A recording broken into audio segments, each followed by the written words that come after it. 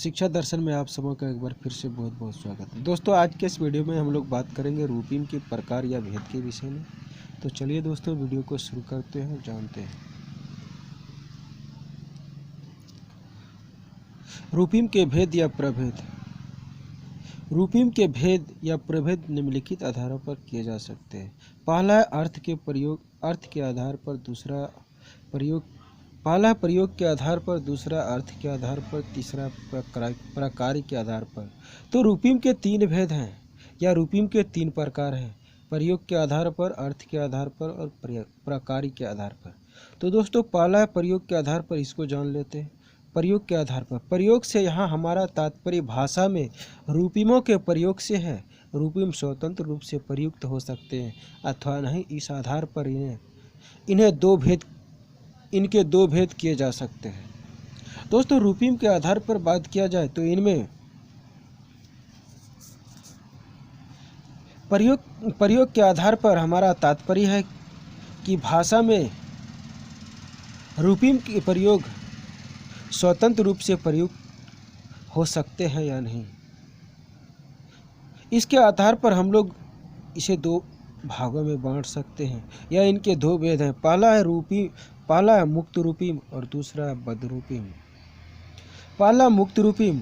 मुक्त शब्द का ही अर्थ है स्वतंत्र, अर्थात वे रूपीम जो भाषा में शब्दों की भांति स्वतंत्र रूप से प्रयुक्त हो सके, मुक्त रूपीम कहलाते हैं। मुक्त रूपीम जो है वह शब्द का ही अर्थ है और स्वतंत्र रूप से, अर्थात वे रूपीम जो भाषा में शब्दों की भांति स्वतंत्र रूप से प्रयोग होते हैं, उसे मुक्त रूपीम कहते हैं। जैसे में लड़का, बच्चा, ईमान, सवार, जल, पुस्तक, दान, दया, अनार, काम आदि ये सभी मुक्त रूपीम के उदाहरण हैं। वस्तुतः भाषा में जो मूल शब्द होते हैं वे ही प्रयोग के आधार पर मुक्त रूपीम कहे जाते हैं। वस्तुतः हम लोग कह सकते हैं कि भाषा में जो मूल शब्द होते हैं वे ही प्रयोग के आधार पर मुक्त रूपीम कहलाते हैं। दूसरा है बद्ध रूपीम। बद्ध शब्द का अर्थ होता है बंधा हुआ, अर्थात वे रूपीम जो भाषा में स्वतंत्र रूप से प्रयुक्त ना होकर किसी अन्य रूपीम के साथ बंधकर या लगकर आते हैं, बद्ध रूपीम कहलाते हैं। बद्ध रूपीम का जो बद्ध शब्द का अर्थ होता है बंधा हुआ होना, अर्थात वे रूपीम जो भाषा में स्वतंत्र रूप से प्रयोग हो करके अन्य रूपीम के साथ बंध कर या लग कर आते हैं, वह बद्ध रूपीम कहलाते हैं। जैसे में ई, सवा जोड़ ई तो दोनों मिलकर के हो जाएगा सवारी। दान जोड़ ई तो दानी। पान, बच्चा जोड़ पन दोनों मिलकर के हो गया बचपन। यहाँ पन और ई बद्ध रूपीम है। लड़का जोड़ पन, लड़कपन। दान, ईमान जोड़ ईमान जोड़ दार, ईमानदार। दुकान जोड़ दार, दुकानदार। अन्न जोड़ आदर, अनादर। अन्न जोड़ अधिकार,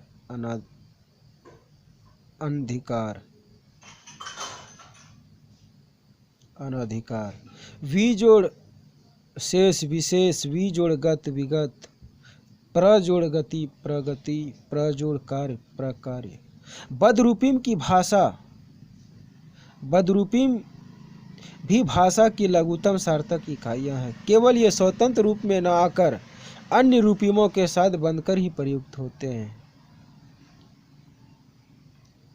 बद्ध रूपीम भाषा की लघुतम और सार्थक इकाई है। यह केवल स्वतंत्र रूप में न आकर के अन्य रूपीमों के साथ बंध कर के आते हैं। शब्द निर्माण की प्रक्रिया में मुक्त तथा बद्ध रूप दोनों ही प्रकार के रूपीमों का विशेष योगदान रहता है। भाषा में प्राय शब्द निर्माण इन दोनों ही प्रकार के रूपीमों के संयोग से संभव होता है। शब्द का जो निर्माण प्रक्रिया, इनमें मुक्त और बद्ध दोनों ही प्रकार के रूपिमों का विशेष योगदान रहता है और भाषाओं में प्राय शब्द निर्माण इन दोनों ही प्रकार के रूपिमों के संयोग से संभव होता है। भाषाओं का जो निर्माण है, इनमें दोनों ही प्रकार के रूपिमों का संयोग से ही संभव हो पाता है। कुछ उदाहरण आप देख सकते हैं। पहला है मुक्त जोड़ मुक्त रूपिम। पहला है मुक्त जोड़ मुक्त रूपिम। इसमें स्नान जोड़ गिरी,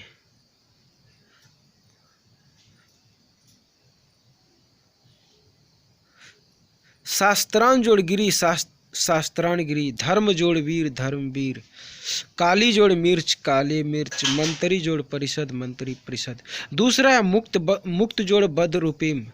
सुंदर जोड़ ता सुंदरता, सुनार जोड़ इन सुनारिन, लड़का जोड़ ए लड़के, ईमान जोड़ दार ईमानदार। तीसरा बद जोड़ मुक्त रूपिम।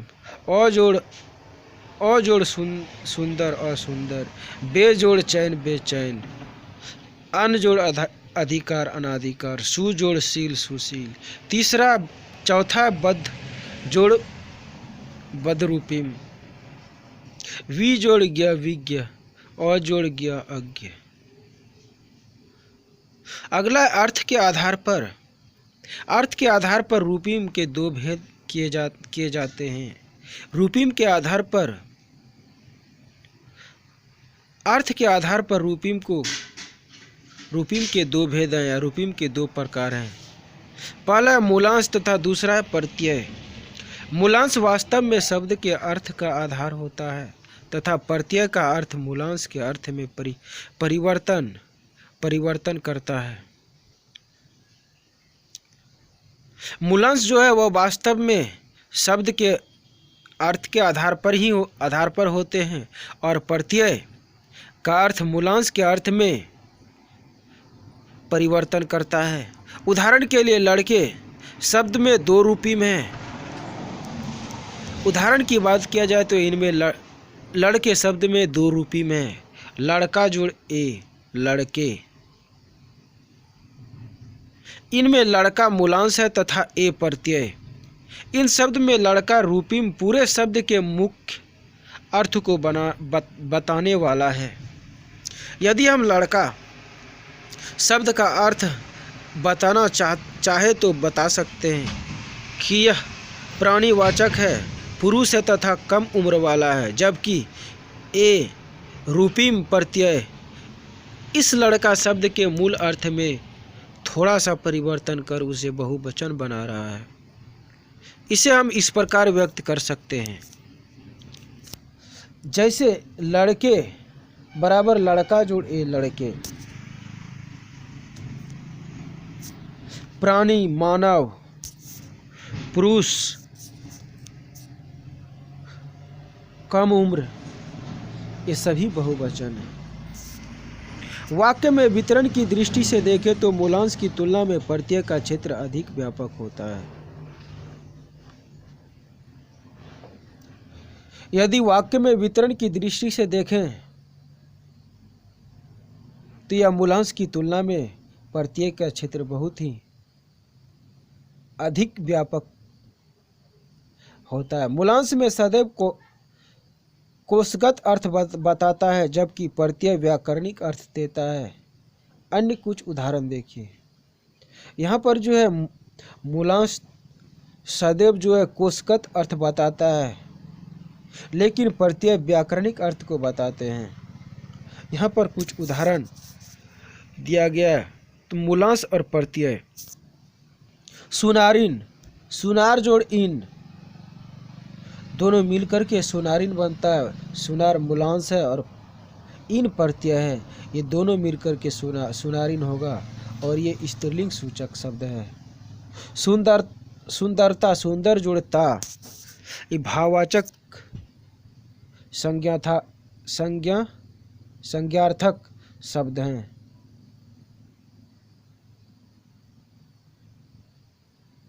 बुराई, बुरा जोड़ ई संज्ञार्थक। बाजारू, बाजार जोड़ ऊ विशेष सूचक शब्द हैं। जैसा कि आपको बताया गया, प्रत्यय वे रूपीम है जो मूलांश में जोड़े जाते हैं और व्याकरणिक अर्थ प्रदान करते हैं।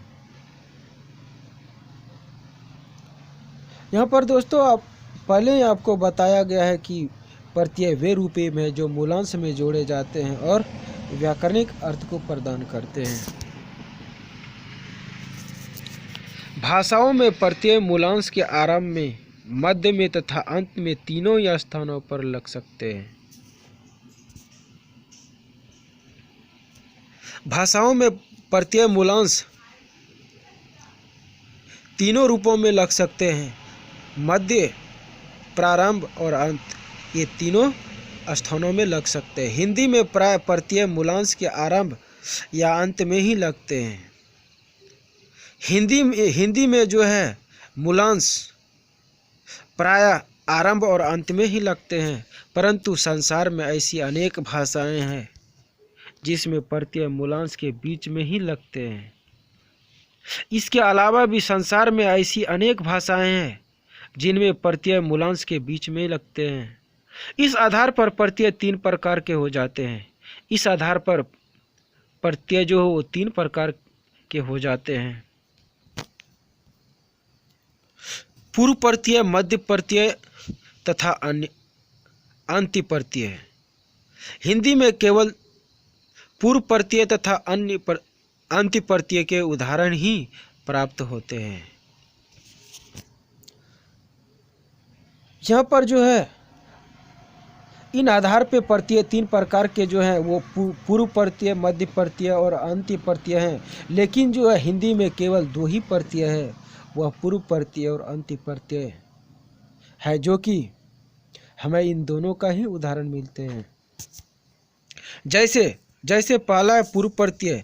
वे प्रत्यय होते हैं जो मूलांश के पूर्व में या आरंभ में लगते हैं। जैसे ला जोड़ जवाब, लाजवाब, इसमें ला पूर्व प्रत्यय है। अ जोड़ सहनीय, असहनीय, अपूर्व प्रत्यय है। अप जोड़ शकुन, अपशकुन, अपूर्व प्रत्यय है। अन जोड़ गिनत, अनगिनत, पूर्व प्रत्यय है। इस प्रकार से वी जोड़ लुप्त, विलुप्त, प्र जोड़ कार्य, प्रकार्य, प्रपूर्व प्रत्यय आदि। हिंदी में पूर्व प्रत्ययों को उपसर्ग भी कहा जाता है। हिंदी में जो है पूर्व प्रत्यय को उपसर्ग भी कहा जाता है। दूसरा है अंत्य प्रत्यय। ये प्रत्यय मूलांश के अंत में लगाए जाते हैं। यह जो अंत्य प्रत्यय है इसे मूलांश के अंत में लगाया जाता है। जैसे धोबी जोड़ इन, धोबिन, इन अंत्य प्रत्यय है। लड़की जोड़ इयां, लड़कियां, इयां अंत्य प्रत्यय है। उसी प्रकार से सवार जोड़ी सवारी, ये अंत्य प्रत्यय है। बैमान जोड़ ई, बैमानी, ईमान जोड़दार, ईमानदार, घर जोड़ वाला, घर वाला, वाला अंत्य प्रत्यय है आदि। अगला है प्रकार के आधार पर। प्रकार के आधार पर भाषा में रूपीम किस प्रकार को कर रहा है, इस आधार पर भी रूपीमों के दो वर्गों में विभाजित किया जाता है। प्रकार के आधार पर देखें तो इसमें भाषा के रूपीम किस कार्य को कर रहा है और इस आधार पर रूपीमों को दो वर्गों में विभाजित किए जा सकते हैं। तो पहला है शब्द साधक रूपीम, जिसे कि व्युत्पादक भी कहते हैं। दूसरा है रूप साधक रूपीम। तो पहला शब्द साधक रूपीम, जैसा कि पीछे भी बताया गया था, रूपीम एक शब्द से दूसरा शब्द बनाते हैं। इन्हें भी व्युत्पादक रूपीम कहते हैं। व्युत्पादक रूपीमों से बना शब्द प्रयोग की दृष्टि से साधारण शब्द से समान होता है। व्युत्पादक रूपीमों से जो बना शब्द है, व्युत्पादक रूपीमों से बना शब्द प्रयोग की दृष्टि से साधारण शब्द से समान होते हैं। जैसे कि बात किया जाए तो इनमें सोना जोड़ व्युत्पादक रूपिम सुनार, सुनार जोड़ इन सुनारिन,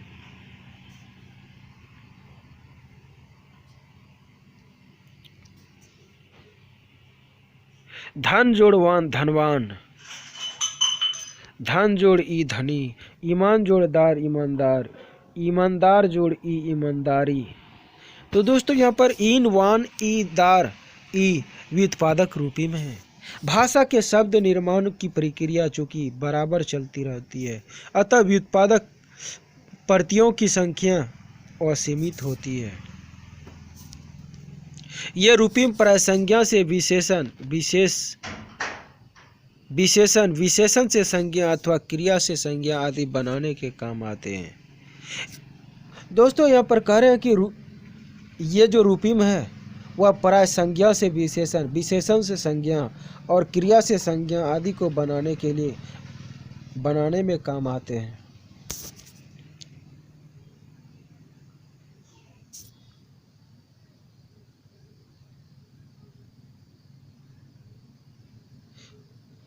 पीछे हमने शब्द वर्ग की चर्चा करते समय बताया था कि भाषा में विभिन्न शब्द वर्गों संज्ञा, सर्वनाम, विशेषण, क्रिया आदि के सदस्य होते हैं। व्युत्पादक रूपिमों से लगातार बने नए शब्दों के प्राय शब्द वर्ग ही बदल जाते हैं। जैसे लूट जोड़ एरा लुटेरा, क्रिया लूट जो है क्रिया है और लुटेरा संज्ञा है। दान जोड़ ई दानी, दान संज्ञा है और दानी विशेषण है। सुंदर जोड़ ई सुंदरी, लड़का जोड़ पन लड़कपन, लड़का संज्ञा और लड़कपन भाववाचक संज्ञा है। रूपिम साधक रूपिम,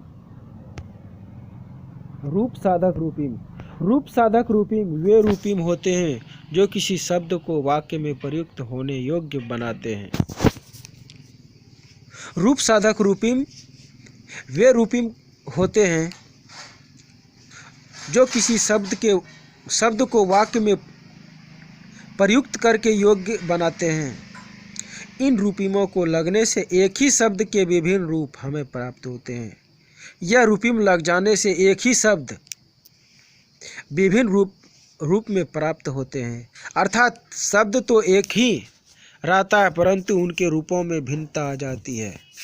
अर्थात हम लोग कह सकते हैं कि शब्द तो एक ही रहते हैं परंतु उनके रूप में भिन्नता आ जाती है, रूप में अंतर हो जाते हैं। जैसे लड़का शब्द में रूप साधक प्रत्यय लगने से विभिन्न रूप प्राप्त होते हैं। जैसे लड़का जाता है, लड़के जाते हैं।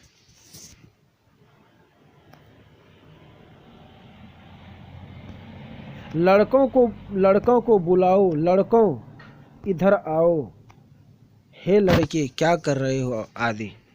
इन सभी वाक्यों में लड़का, लड़के, लड़कों आदि शब्दों में मूल शब्द तो एक ही है। इन सभी वाक्य में मूल शब्द एक ही है, लड़का, परंतु इनके रूपों में भिन्नता आ गई है, इसलिए उन्हें शब्द रूप भी कहते हैं। इन वाक्यों में शब्द रूपी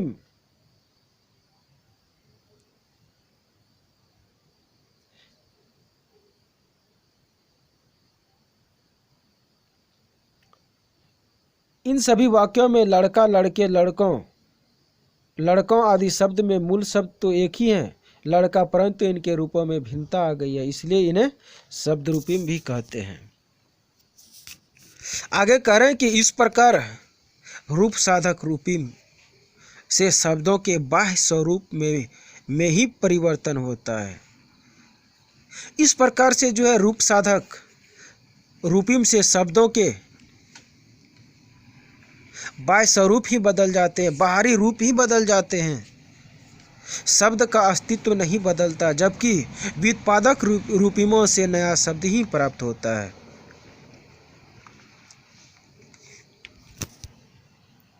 इसके अतिरिक्त व्युत्पादक प्रत्यय लगातार जो नए शब्द बनते हैं, यदि उनको भी वाक्य में प्रयुक्त करना होता तो होता है तो उनमें भी रूप साधक रूपिम लगाने होते हैं, क्योंकि बिना इन रूपिमों के लगाए शब्द वाक्य में प्रयुक्त होने योग्य नहीं बनते। जैसे लूट शब्द में एरा रूपिम लगाकर लुटेरा शब्द बनाया जाता है, लेकिन जब लुटेरा शब्द को वाक्य में प्रयुक्त करना होता है तब उनमें कोई न कोई रूप साधक प्रत्यय अवश्य लगाया जाता है।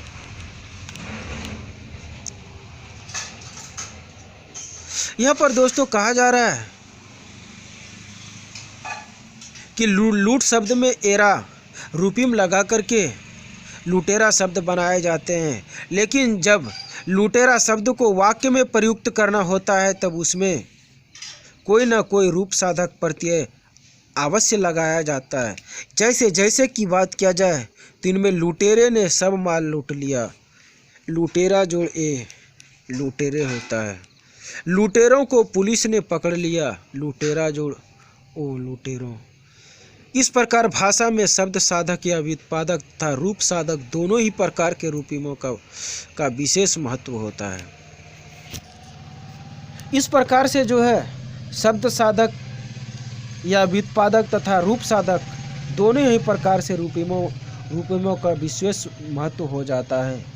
नीचे दोनों के प्रमुख अंतरों को तालिका में दिया जा रहा है। तो पहला व्युत्पादक रूपिम प्रत्यय और इधर है रूप साधक रूपिम। तो इसमें व्युत्पादक रूपिम में पहला है व्युत्पादक प्रत्यय लगने के बाद बना शब्द स्वतंत्र शब्द की भांति भाषा में प्रयुक्त हो सकता है, जैसे सोना जोड़ार सुनार। और रूप साधक रूपिम, इसमें पहला रूप साधक प्रत्यय लगाकर बना शब्द स्वतंत्र शब्द की भांति प्रयुक्त नहीं हो सकता, जैसे लड़का जोड़े लड़के। दूसरा व्युत्पादक प्रत्यय लगकर बनने शब्दों में पुनः प्रत्यय लगाकर नए शब्द बनाए जाते हैं, जैसे सोना जोड़ आर सुनार, सुनार जोड़ इन सुनारिन, घोड़ा जोड़ सवार घुड़सवार, घुड़सवार जोड़ ई घुड़सवारी। रूप साधक रूपिम, इनमें दूसरा रूप साधक प्रत्यय लग जाने के बाद फिर उस शब्द में कोई अन्य प्रत्यय नहीं लग सकता है। तीसरा शब्द से शब्द बनाने की प्रक्रिया व्युत्पादक है और रूप साधक रूपिम। तीसरा रूप साधक शब्द में पद बनाने की प्रक्रिया, इसलिए इसे शब्दरूप भी कहते हैं। चौथा व्युत्पादक प्रत्ययों को लगने से बने शब्द नए शब्द होते हैं, प्राय उनका शब्द वर्ग बदल जाता है, जैसे लूट से लुटेरे, लूट क्रिया लुटेरा संज्ञा, सुंदर से सुंदरी, सुंदर विशेषण है और सुंदरी संज्ञा है। इसमें चौथा रूप साधक प्रत्यय लगाकर एक ही शब्द के विभिन्न व्याकरणिक रूप प्राप्त होते हैं। इसमें जो है रूप साधक प्रत्यय लगाकर एक ही शब्द के अलग अलग व्याकरणिक रूप प्राप्त होते हैं। पांचवा है व्युत्पादक प्रत्यय वाक्य में प्रयुक्त शब्दों का परस्पर संबंध सूचित नहीं करते। इसमें पांचवा है रूप साधक प्रत्यय वाक्य में प्रयुक्त शब्दों का अन्य शब्दों से संबंध बताते हैं, जैसे में पहला है लड़के ने आम खाया। यहाँ लड़का में ए प्रत्यय संज्ञा के तिर्यक रूप की ओर संकेत कर रहा है तथा बता रहा है कि इस वाक्य की क्रिया का वही करता है। छठा, भाषा में व्युत्पादक प्रत्ययों की संख्या अधिक मात्रा में होती है।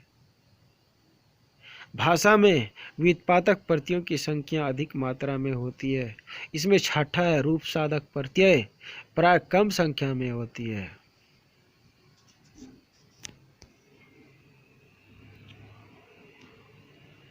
तो दोस्तों, ऊपर मैं आपको रूपिम के भेद यानी प्रकार को बताया हूँ। नीचे मैं आपको यहाँ पर कुछ विशिष्ट रूपिम को भी बता रहा हूँ। वो पहला रूपिम है शून्य रूपिम। पीछे हमने चर्चा की थी कि किसी भी शब्द का प्रयोग यदि वाक्य में किया जाए तो उसमें पहले कोई न कोई रूप साधक प्रत्यय या रूपिम अवश्य लगाया जाएगा, क्योंकि बिना प्रत्यय लगाए शब्द पद की कोटि में नहीं आ सकता है। दोस्तों, यहाँ पर हम लोग पहले अध्ययन कर चुके हैं कि शब्द का प्रयोग यदि वाक्य में किया जाए तो उसमें पहले कोई न कोई रूप साधक प्रत्यय या रूपिम अवश्य लगाए जाते हैं, क्योंकि बिना प्रत्यय लगाए शब्द की कोटि में नहीं आ सकता है। इसलिए लड़का, बच्चा आदि शब्दों का जब वाक्य में प्रयोग किया जाता है तब उसमें ए, ओ, औ आदि प्रत्यय जोड़े जाते हैं। लेकिन आपके मन में नीचे दिए गए वाक्यों को देखकर यह प्रश्न उठ सकता है कि उसमें प्रयुक्त शब्दों में तो कोई प्रत्यय नहीं जोड़ा गया है और फिर भी ये शब्द वाक्य में प्रयुक्त हो रहे हैं। जैसे में देखते हैं शब्द लड़का जाता है, शब्द है लड़का। बच्चा पढ़ता है, इसमें शब्द बच्चा है। लड़की खाना बना रही है, इसमें लड़की शब्द है। घोड़ा तेज दौड़ता है, इसमें घोड़ा शब्द है। तब क्या इन शब्दों में प्रयुक्त लड़का, लड़की, बच्चा, घोड़ा शब्द पद ना होकर शब्द है? परंतु नियमानुसार ऐसा तो हो ही नहीं सकता। वाक्य में तो शब्द बिना प्रत्यय लगे प्रयुक्त हो ही नहीं सकता, क्योंकि वाक्य में प्रयुक्त शब्द शब्द ना होकर पद बन जाता है। यहाँ पर दोस्तों बिना नियम के अनुसार ऐसा हो नहीं सकता है, क्योंकि वाक्य में शब्द के बिना प्रत्यय लगे प्रयुक्त नहीं हो सकते हैं और वाक्य में प्रयुक्त शब्द ना होकर पद बन जाता है। इस समस्या के समाधान के लिए भाषा विज्ञान में एक शून्य रूपिम की संकल्पना की गई है, जिसका हमने पीछे उल्लेख मात्र किया है। दोस्तों, यहाँ पर कह रहे हैं कि इस समस्या का समाधान के लिए भाषा विज्ञान में शून्य रूपिम की संकल्पना की गई है, जिसका कि पीछे उल्लेख किया गया था। ऊपर दिए गए वाक्यों में चूंकि कोई रूपिम दिखाई नहीं दे रहा है, अतः इन शब्दों में माना जाएगा कि एक शून्य रूपिम लगा हुआ है और शून्य रूपिम लग कर ही ये शब्द वाक्य में प्रयुक्त होने की क्षमता प्राप्त करते हैं। इस प्रकार अंग्रेजी के निम्नलिखित शब्दों पर ध्यान दें। एक वचन और बहुवचन। डियर एक वचन डियर, बहुवचन भी डियर ही है। शिप एक वचन शिप है तो बहुवचन भी शिप है। अर्थात इन शब्दों के एक वचन तथा बहुवचन रूप दोनों समान है। यहाँ पर एक वचन और बहुवचन दोनों ही रूप समान है, परंतु यह समानता केवल स्वरूप के स्तर की है। यहाँ भी यह माना जाता है कि बहुवचन रूपों में एक शून्य रूपिम लगा हुआ है। यहाँ पर दोस्तों बहुवचन में केवल एक शून्य रूपिम लगा हुआ है। इस प्रकार शून्य रूपिम की सत्ता निषेधात्मक नहीं है, इसका अस्तित्व है, केवल इसकी कोई आकृति नहीं है। यहाँ पर दोस्तों शून्य रूपिम का केवल अस्तित्व है, लेकिन इसकी कोई आकृति नहीं है, ऐसा मानना चाहिए। यह भी अन्य रूपिमों की भांति व्याकरणिक प्रकार पूरे करता है। इसके अलग अलग रूपों में अलग अलग अर्थ और प्रकार संभव है, और यह भी शब्दों को अन्य रूप साधक प्रत्ययों की तरह पद बन सकता है। तो उदाहरण के लिए हिंदी में भी अनेक शब्दों के शून्य रूपिम बहुवचन बनाने का कार्य करता है, जैसे एक वचन से बहुवचन, एक पेड़ अनेक पेड़, एक आदमी अनेक आदमी, एक घर अनेक घर आदि। जिन शब्दों में हमें किसी रूपिम की भौतिक सत्ता दिखाई नहीं देती, हम शून्य रूपिम मान लेते हैं। दोस्तों यहाँ पर जिन शब्दों में हमें रूपिम की भौतिक सत्ता नहीं दिखाई पड़ते हैं, हम उसे शून्य मान लेते हैं। माना जाता है कि प्रकार की दृष्टि से इन शब्दों में भी यह रूपिम उपस्थित है, केवल अभिव्यक्ति के धरातल पर ही वह शून्य है।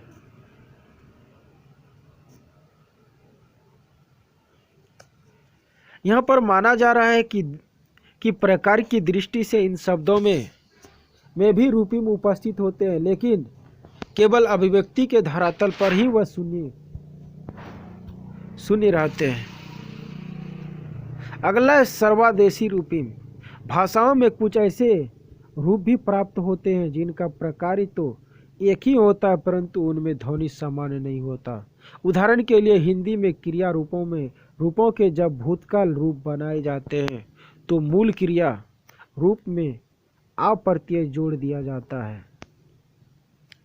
दोस्तों यहाँ पर कह रहे हैं कि यहाँ सब सर्वादेशी रूपी में कि भाषाओं में कुछ ऐसे रूप भी मिलते हैं जिनका प्रकार तो एक ही होता है, लेकिन उनमें ध्वनि साम्य नहीं होते।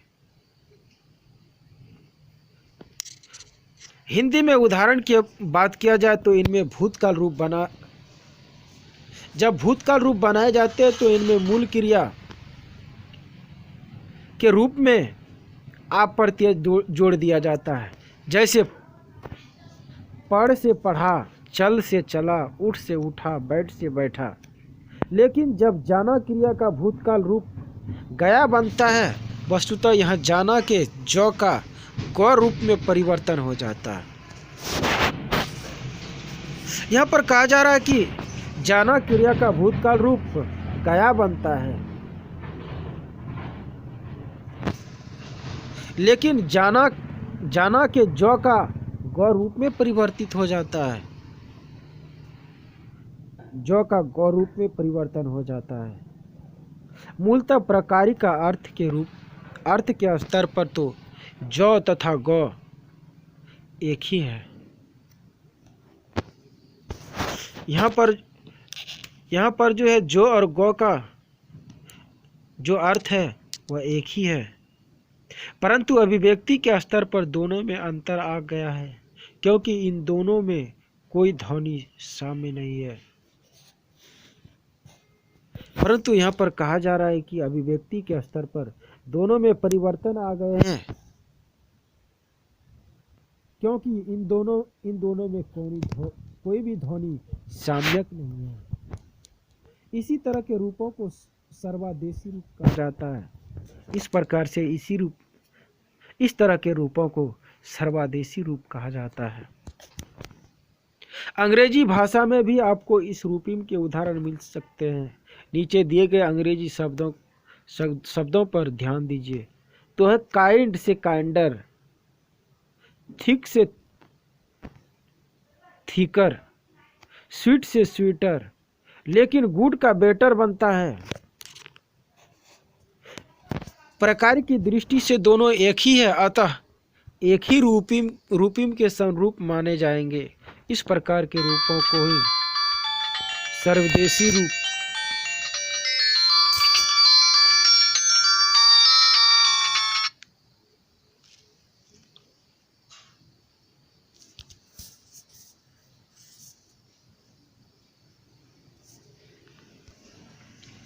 लेकिन गुड का बेटर बनता।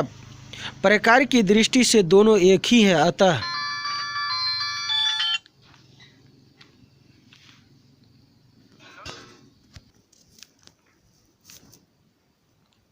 इस प्रकार के रूपों को ही सर्वादेशी रूप कहा जाता है। अगला है रिक्त रूपिम। श्वेत तथा छत्र दो शब्दों से मिलकर शब्द बनता है, श्वेत छत्र, लेकिन इस शब्द का उच्चरित रूप होता है श्वेत छत्र, अर्थात श्वेत तथा छत्र के बीच एक चौ की सत्ता और आ जाती है। यहाँ पर दोस्तों रिक्त रूपिम श्वेत और छत्र दो शब्दों से मिलकर के बना हुआ है। श्वेत छत्र लेकिन इस शब्द का जो उच्चारित रूप होता है वह है श्वेतछत्र। श्वेतछत्र अर्थात श्वेत तथा छत्र के बीच एक चौ की सत्ता और आ जा रही है, एक और आ जा रहे हैं। अर्थ के धरातल पर इन चौ का कोई अर्थ नहीं है, लेकिन प्रकार के स्तर पर यह चौ वस्तुतः श्वेत तथा छत्र के बीच में आई रिक्तता को भरने का कार्य करता है। यहाँ पर दोस्तों कहा जा रहा है कि अर्थ के धरातल पर जो चौ का कोई अर्थ नहीं है, लेकिन प्रकार के स्तर पर ये जो चौ है श्वेत और छत्र के बीच में रिक्त स्थान को भरने का काम कर रहे हैं, भरने का कार्य कर रहे हैं। इसे हम शून्य रूपीम भी नहीं कह सकते, क्योंकि यह एक ध्वन्यात्मक इकाई के रूप में अभिव्यक्त भी हो रहा है। ऐसे रूपीमों को जो शब्द के बीच में रिक्त स्थान की पूर्ति का काम करते हैं रिक्त रूपीम कहे जाते हैं। ऐसे रूपीमों को जो बीच में रिक्त स्थान को भरने का काम करते हैं उसे रिक्त रूपीम कहते हैं। अंग्रेजी भाषा में कुछ शब्दों के बहुवचन रूप बनाने के लिए अन प्रत्यय लगता है, जैसे ऑक्स से ऑक्सन, अर्थात अंग्रेजी में बहुवचन बनाने वाले अन्य रूपों के समान अन ईएन भी एक रूप है। अंग्रेजी भाषा की बात किया जाए तो इनमें कुछ शब्दों के बहुवचन रूप को बनाने के लिए अन प्रत्यय को लगाया जाता है, जैसे ऑक्स में ऑक्सन, ईएन अन लगाया गया है। अर्थात अंग्रेजी में बहुवचन बनाने वाले अन्य रूपों के समान अन्य भी एक रूप है। लेकिन जब चाइल्ड शब्द का बहुवचन बनाया जाता है, जैसे में चाइल्ड से चिल्ड्रन, चाइल्ड जोड़ आर जोड़ ईएन, इसमें आर भरने का काम कर रहे हैं।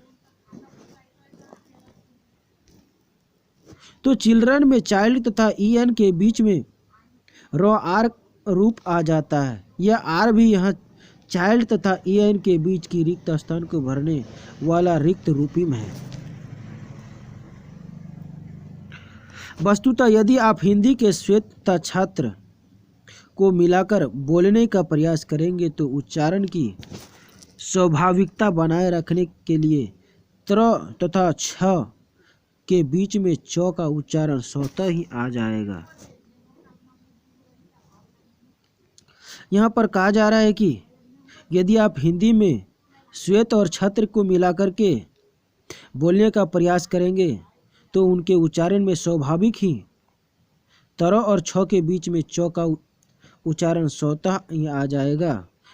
तो इसी प्रकार अंग्रेजी के चाइल्ड तथा अन का उच्चारण आप मिलाकर करते हैं तो चिल्ड्रन के रूप में स्वाभाविक उच्चारण हो ही नहीं सकता, क्योंकि दोनों के बीच में एक गैप या रिक्त स्थान है।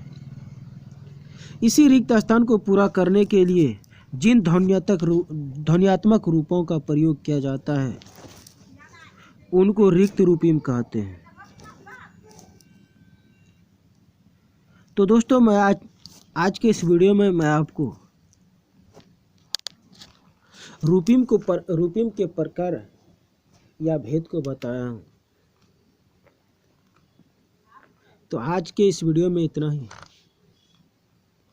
फिर अगले वीडियो में एक नया प्रश्न के साथ मिलते हैं। तब तक के लिए धन्यवाद।